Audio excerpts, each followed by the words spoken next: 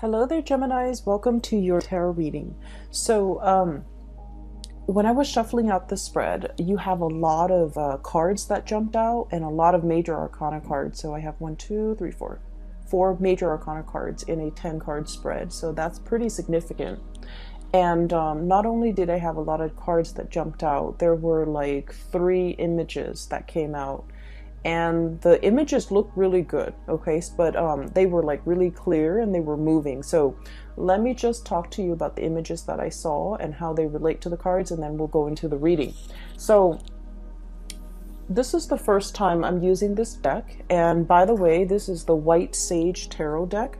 The artist reached out to me, and I've included a link to her website where you can find a copy of this deck as well as other goodies that she has for sale. And the link is in the description box below, so I hope you give her website a visit, okay?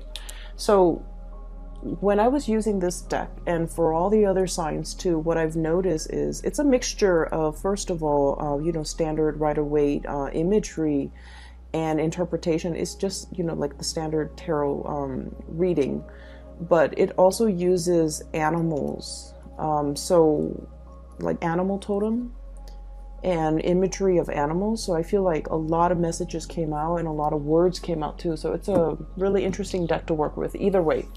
The first image that I saw was, I see this giant wall, okay? It's probably like 20 feet high. And it's a little bit cracked and fractured. It has, it's like a cement wall. It has been there for a really, really long time. We're talking decades. There are some cracks along the side of the walls, and it's a really, really big wall to demarcate something. And you see the vision, like everything is in black and white, and there's this this little boy. He's walking across this wall, going to school and then going home every single day. And then you see him doing this, spiel, going through his routine every single day. And some days it would rain, some days it would be really hot, and there's like a crack in the wall, and the crack over time, it gets bigger and bigger and bigger. So the boy, when you first start to see him, he's like 5 or 6, just going to school. And then when he becomes a teenager, like around 12 or 13, he starts to notice that the crack is getting bigger. And it's gotten big to the point where he's able to look through the crack and see what's on the other side of the wall. And what he's seeing is his world is, black and white. It's like it's like almost like being colorblind, where you can't see the spectrum of the rainbow. Okay, so everything you see is very black and white, but once he's able to look through this hole in the wall, everything on the other side is colored.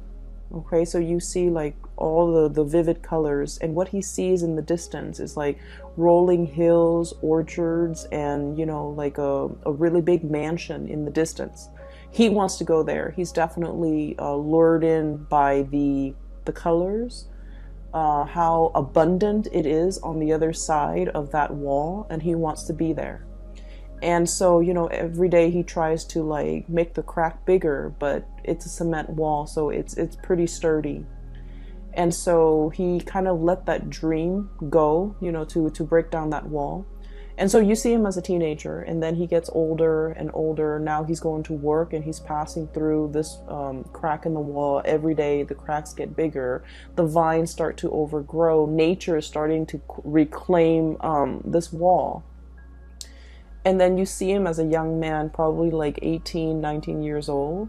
And he's looking at the vines that are growing on the wall, and he realizes, maybe I can climb up and get to the other side.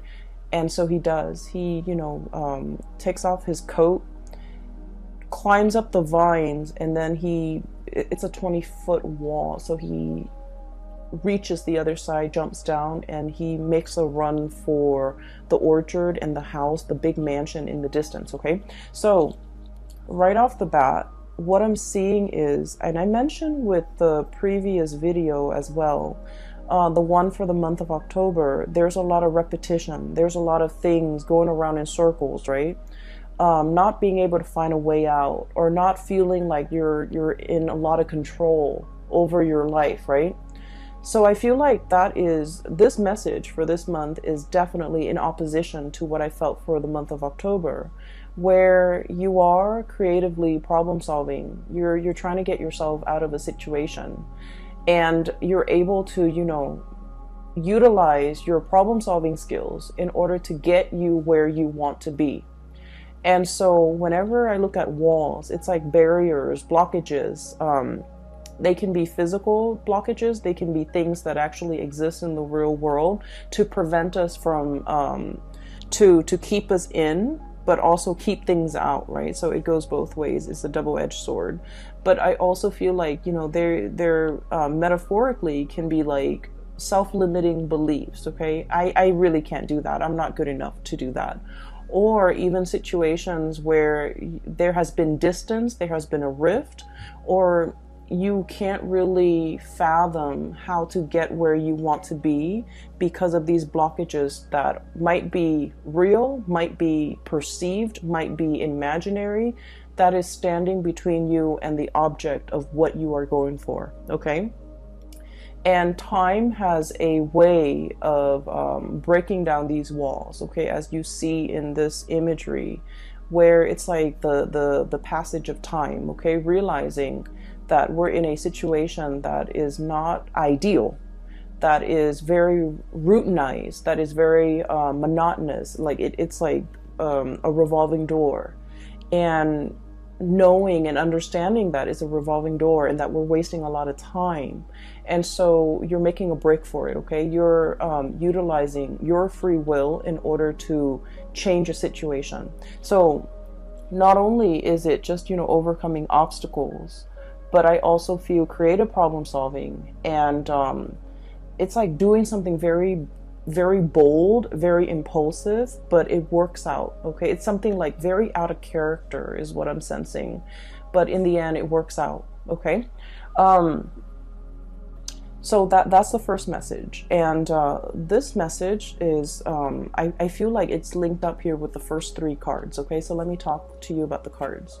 So we have the Devil. And the Devil deals with temptation, okay? So in this deck in particular, it's definitely, it's like I'm hearing payout, okay? So it's this fruit in the tree is the snake that is coiled around it. So if somebody reaches up for that fruit, it's going to get bitten, okay? So whatever it is, there's an element of allure, there's an element of temptation, and there's also a forewarning when it comes to danger, okay? Forewarn is for forearms. So I feel like if you are aware of the dangers that are inherent in this situation, it doesn't mean that it won't work out. It just means that you need to, anticipate how you're going to counteract these dangers, okay? How you're going to be able to protect yourself and how you're able to overcome these obstacles in order to get to whatever it is that you want. The colors on the other side of that wall, it's very vivid. It's very like, the colors are like, it's like Technicolor. They're the hues, the spectrums are very, very vivid. And so I feel like there's definitely something that is very eye-catching, that is catching your attention, that is drawing your attention, and it's kind of like beckoning you to come towards it. And I feel like for many of you, this is definitely career opportunities, okay? We have here Three of Pentacles. This is a situation where we can apply our skills, where we can take on more responsibilities, where we can coach other people, where other people come to us for advice, come to us for counsel, or even come to us because we are kind of like the expert in our fields, okay? So this is a card about consultation. And we're going from the Three of Pentacles to the Four of Pentacles. And the Four of Pentacles is usually like we have a finite amount of resources.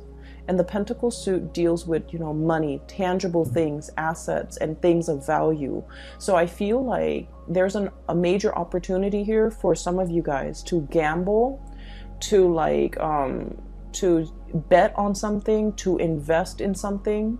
And it's all very, very speculative, okay? So once again, when it comes to like financial speculation, okay, making like educated guesses or making smart investment, it definitely requires a lot of research. It requires a lot of preliminary, you know, background work in order for the venture to pay out. So I feel like there's a situation here and you have a finite amount of resources and you're not sure where to devote your resources. And I feel like some things are a big risk and others are very, I want to say the risks are a lot lower.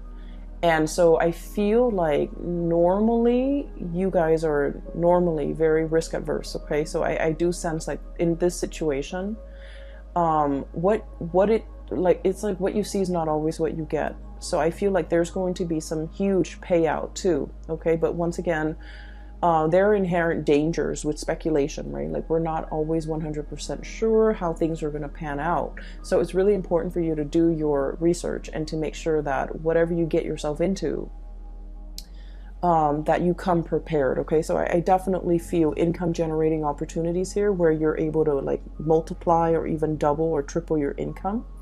And then I also feel as well the need to come into a situation very, very prepared, okay? With these two cards, what I do sense is right next to each other.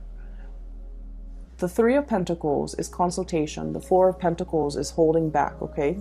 I feel like there's somebody here who is a little bit like, it's almost like you're not really sure if you can trust them, okay? So should you reach out and consult them, or should you, you know, like, should you offer your expertise, your skills, and your guidance, or should you hold back? So I feel like there's a situation here where things are very, very opposite. Like the energy is very opposite. There's a temptation here to either reach out or there's a temptation to hold back. Reaching out requires a lot of work and a lot of effort. Holding back ensures that things are safe and things are very, very stable. The four energies, it's like the four legs of a table. It's very stable. It's very sturdy, but it's also really, really stagnant. So I feel like you're grappling between a major decision. There's a big temptation here in the picture. You're trying to weigh out your pros and cons.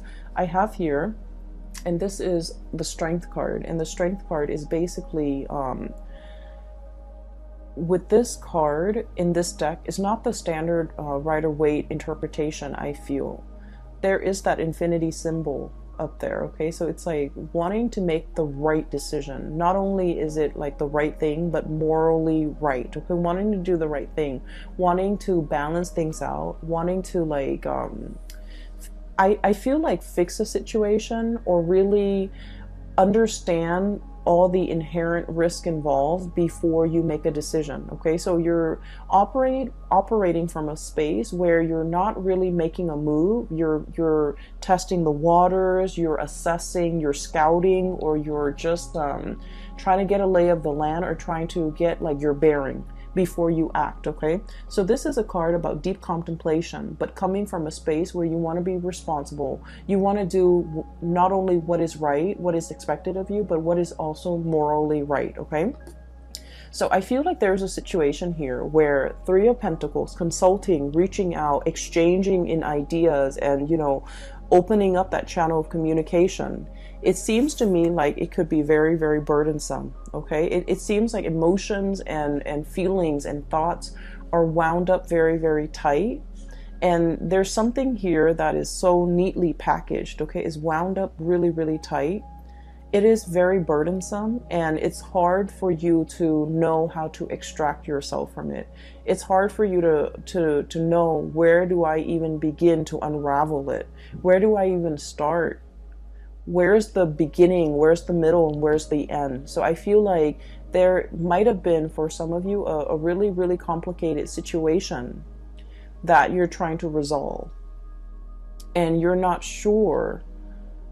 It's like biting off more than we can chew, and then not knowing, you know, what to do, like spit it out or just, you know, swallow it. Like, I feel like it's a situation where it's like we've already gotten ourselves into it. We've already it's like too late to back out, but at the same time, it's more work to continue, like sunk cost. Okay, a lot has been invested in it, and there isn't an easy way out. There isn't also an easy way to drop it either. So I feel like you're in a situation where you feel like reaching out, consulting, trying to plan for this situation might be a little bit more trouble than it's worth. Okay, and then on the other hand, what I see is with this Four of Pentacles, holding on very, very tightly to things. Okay, all the sand dollars are sinking into the quicksand. Okay, so let me show you. Four of Pentacles. It is very much about stability, but it's also about stagnancy, things sinking. Okay, it almost screams to me like a situation that is going downhill. We're holding on to it because it could be very comfortable. And a lot of the times I'm getting this imagery where you're kind of like, if you've been in it for so long, you don't notice that it's sinking. Okay, you don't notice that you're standing in quicksand. If it moves really, really, really slowly and the changes come about in such a minute way, you don't notice it until a long period of time has passed. Okay, sort of like that image that I saw, the passage of time. The cracks in the walls get bigger. The vines start to overgrow, and like nature starts to reclaim itself. Like I feel like there's definitely something that is sinking and disappearing.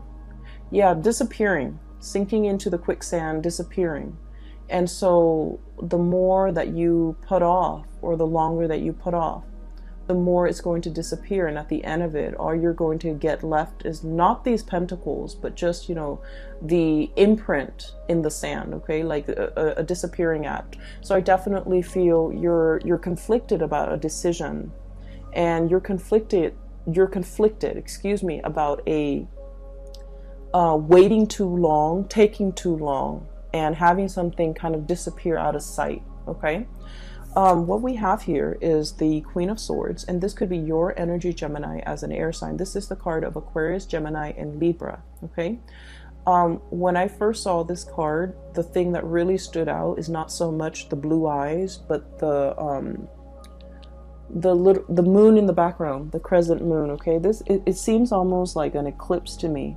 So somebody in the interim, if we're taking our time, if we're taking too long, it indicates an eclipse situation where somebody might be eclipsed out of your life, where somebody might turn very, very icy and very, very cold and very distant, and they're kind of like on the move. Okay, this is very menacing. Usually this card, you know, it's not menacing, but in this deck it's almost like somebody who's on the prowl, somebody who's a predator, an energy that's very predatory, and an energy that's of somebody who is like you know, like almost like night vision. They have such strong insights, and they can see through. It's almost like having x-ray vision. They see through everything. Okay, it's somebody who's very discerning, who's very, very sharp, and they can be extremely intimidating to deal with, just because nothing passes or nothing goes unnoticed.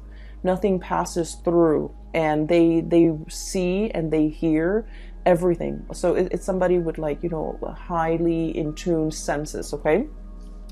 But I definitely feel an element here about, you know, eclipsing somebody disappearing. Okay. So that's like the first image. There are two more. Let me try to remember. Oh my gosh. So I can't remember now. Let me see if I've taken notes here. Okay. So the whole concept about, you know, the eyes, okay, like turning cold and things like that, it's also as well echoed in this this card. We have here the Magician, sleight of hand, okay, covering something, concealing something, And it's almost like creating a distraction in front of the audience so that they're seeing what you want them to see. So I feel like for some of you, this could be your energy, where you're dealing with somebody who's a performer, or you feel like you're putting on a show. You feel like at work, I have to be this way. And then at home, I have to be this way. And so I almost feel like role playing, somebody who's putting on a show, or somebody who's like going through the motions and pandering to an audience. I have to be like this with this person. I have to be like that with that person. I have to be like this. And with Gemini, you guys are already like the split personality. It is really, really important for you to realize who you are on the inside.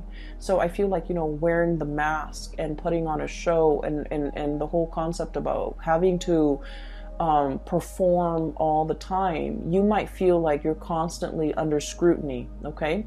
This is like surveillance, okay? Like it gives me like a very strong performance anxiety, having to pander to people, having to keep ourselves in check, having to behave a certain way, mainly because we are being watched, we are being noticed, we are under scrutiny. And this can be as well at work, where you're just feeling as if you have to perform, you have to reach certain quotas. Your subordinates' performance or actions or demeanor or behavior is a reflection of you, and vice versa. The end product that whatever it is that you produce in the work environment is a huge reflection of you. So I feel almost like a situation where you feel like you're under scrutiny, or you feel like you're in the limelight, and you feel almost like you have to cater to what other people want. And I mentioned before, and I never finished that train of thought, so sorry. With Gemini, it's really important for you to find your center, because your energy is very bipolar already because of that twin, duality. And so it's important for you to know who you are. It's important for you to not have to put on these masks when you're dealing with different types of people. And it's important for you to show your true self and not have to feel like you have to conceal any part of yourself when you're dealing with other people. Because in the process of concealing yourself as a dual sign, also as a mutable sign, you guys are very changeable. So from one day to the next, you're constantly in flux. Your value system, whatever you feel is important, I feel like you can bend rules. You can bend rules to fit a situation, okay? And because of that, the sense of morality, the sense of what's right and wrong, the sense of like what is morally acceptable versus what is morally not, these things can get very distorted when you have to pander to other people, when you have to perform according to what other people want, and when you feel like your true authentic self is not, coming to the surface. So it's really important for us to examine the image of ourselves that we are projecting into the world, how other people perceive us, how we can come into our own self-expression that expresses our authentic self. So I feel like there's a lot here about somebody who is trying to conceal, trying to distract, using a red herring, trying to kind of like divert attention away from a situation. And then on the flip side of that, we have the High Priestess, okay? And this is it's like a standoff is what I'm sensing. So for those of you who are familiar with the tarot, the Magician is somebody with all the elements and is able to manifest, okay, create. It's somebody who is it's like working magic. It's somebody who's a performer, who's very charming, who is able to get away with sleight of hands, twisted logic. It's somebody who's able to manipulate, right? And the High Priestess is sort of like the person that you don't want to be around if you're ever a magician. The High Priestess is somebody with like intuitive knowledge. It's somebody with like years of wisdom. It's somebody who's extremely psychic. They feel things, they sense things, and they pick up energies. They're highly empathic. They have a very good read on people, and they understand people's motives and people's intentions. So what I'm looking at here is it's a cat, okay, with the crescent moon on its third eye, and it's looking right at the magician. It's like I see through the facade. I see through the mask. I see through your intentions. I see exactly what you're trying to do.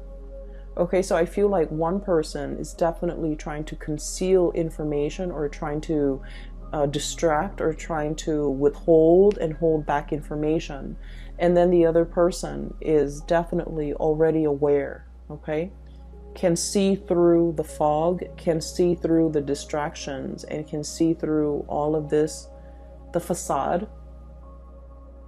And so this can feel really uncomfortable, right? And that would explain why you feel like you're under scrutiny. That would explain why you feel like you have to perform. That would also explain why you feel almost like you have to be, you know, a different person depending on who your audience is. And so this is a month where I feel like drop the act, okay? It's time to drop the act. It's time to tell somebody to drop the act. I feel like you might be dealing with somebody like this who is a performer, and you're just like, I see through it, you know, you're not fooling anybody. And on the flip side, Geminis, because you're great performers, I feel like somebody might be saying this to you, you know, drop the act. I see through the facade and you're not fooling me. And so there's definitely a little bit of a standoff here. This energy seems a little bit intimidating, okay? Give me just a moment. That message, the image is coming back. Okay, yes, so let me just talk about it before I forget, because I don't want to forget again. So I'm seeing this, it's like a, it's a cliff, okay? It's a cliff. And there are these two cavemen. They're wearing like animal skin. They're very burly, cartoony looking. And they're on this cliff, and it drops off, right? And there's like a gully right here. And there's an animal underneath in that little ditch, okay, in that little hole. And these two cavemen are kind of like talking amongst themselves in their own little caveman language. And there's like a big boulder. So I think like one guy is saying to the other, let's drop this boulder down this hole so that it can kill that animal. And then that way we don't have to physically kill the animal, and we can still enjoy the spoil of it, right? And so they do that. And the hole is a lot bigger than they think. And so they drop this rock down. They think it's going to hit the animal, but the rock drops down. And then it sort of like ricochets. It bounces off some like bumpy terrain, uneven terrain. And then it veers off and it never kills that animal. So I feel like there's a situation here where it's talking about detours or like unanticipated outcomes, okay? I don't feel like it's a bad thing. I just don't feel like it's a bad thing, because when I saw the caveman, it was very cartoony. It was almost like a comic book rendition of cavemen, okay? Like just very few minimalist like brush strokes that renders a caveman. So I feel like it's not too serious, okay? It's not like the first image was very vivid. This one I feel is very cartoony, so it might not be as significant. But the message that I got from that is a detour or an unanticipated outcome, something that you thought would be one way and you're just like, I'm sure it's gonna work out this way. It has a different effect, okay? And what I'm seeing here is it's actually going to work in your favor, all right? So going back to this performance, I honestly feel like it might be you, Gemini, where you feel like I'm almost feeling and seeing like somebody walking around on eggshells. Somebody is like hypersensitive or hyper vigilant. Somebody who's picking up like the nonverbal cues in human interactions really well. And so if somebody's like upset, you're going to feel very anxious, and you're going to feel like you need to walk around on eggshells around them. And then if you're feeling like that they're sad, you might inadvertently pick up their feelings. But either way, I'm seeing like you feel like you have to watch yourself around a certain person, and it's not allowing you to be your authentic self, okay? So here's what I'm sensing. There's definitely a big decision that you are making for this month, and hence we have like, the 4 major arcana cards coming in that indicates a lot of big events are happening, and big events are kind of like, it's like things are converging, right? So what we have here is your energy as an air sign being very decisive. This animal's got, I don't know what it is. I don't know what kind of animal it is. Some type of a feline. It's got a sword on its back. So this is like gearing for battle, approaching a situation and not backing down, right? You've made up your mind. You're going to be decisive about something. And this is like getting ready to strike. Okay, so this is a very predatory type of an energy, getting ready to strike. The eyes are narrowing in on the prey, on a situation, on a person. And if animals could talk, it would be, almost like,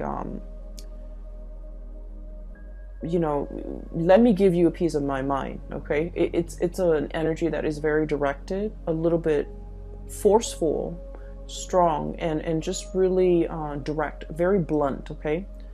I feel like there's a situation here where you are behaving like this, or you're anticipating a standoff or a clash, or like communication even with a person that might exhibit these traits, okay? I'm seeing somebody who has turned a little bit cold, okay? I'm looking at the eyes, and if you're dealing with a Sagittarius, by the way, I just did a Sagittarius reading and I got the same type of energy where the eyes have gotten cold, have gotten more skeptical, have gotten more jaded, where it's somebody who's no longer like naive and childlike and trusting. You're dealing with someone who is extremely discerning. So if you come at them with any type of a weakness or any type of hesitation or any type of like uncertainty, they're not going to bite the bait. So they want someone who is sincere, precise, and strong, okay? What I'm seeing here is there's a situation. There's a lot of fear in this interaction. Somebody wants to approach you and they're very, very scared about your reaction. They feel like you might have already turned your back. They feel like you might have already cast them out of your life. Likewise, you can be feeling this way towards another person where you have already cast them out of your life, or they have already cast you out of their life, so it's a vice versa energy, and you're hesitant and trepidatious, especially about approaching this situation. And what's really standing between the two of you is this burden, okay?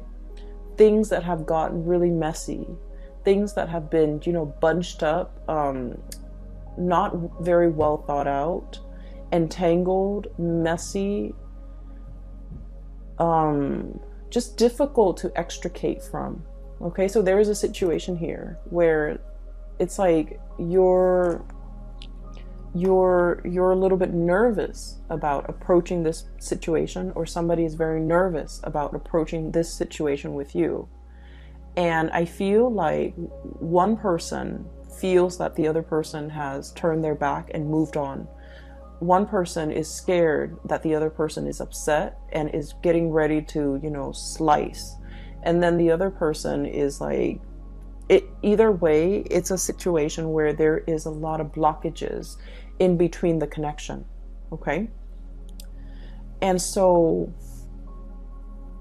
the whole imagery regarding detour, unanticipated outcome, is coming into the picture, because what we start to see is once the decision has been made to mend this rift, or even to communicate, or to put our heads together, consult each other, and try to solve this problem, the the wands start to unravel, okay? The ribbons start to come off.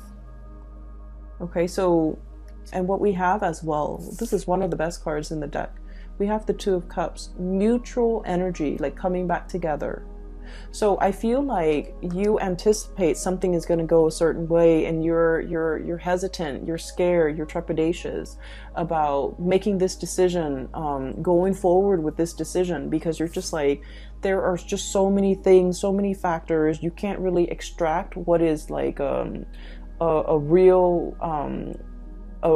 consequence versus what is like an imagined consequence in your mind. So I feel like you're just inundated with all the possible outcomes that this situation could lead to, and you're neglecting to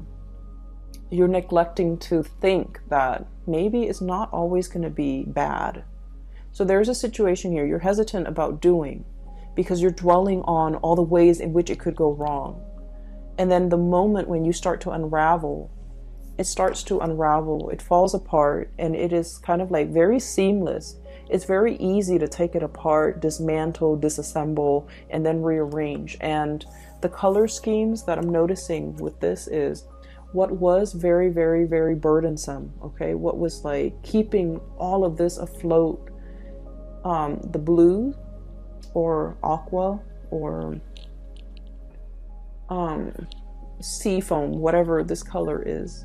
It's the Two of Cups, which basically means that, you know, like-minded, two people who are thinking the same thing, two people who are going to come together to consult one another because they're on the same boat, or to consult one another because they are like-minded. Okay, so the feelings are there.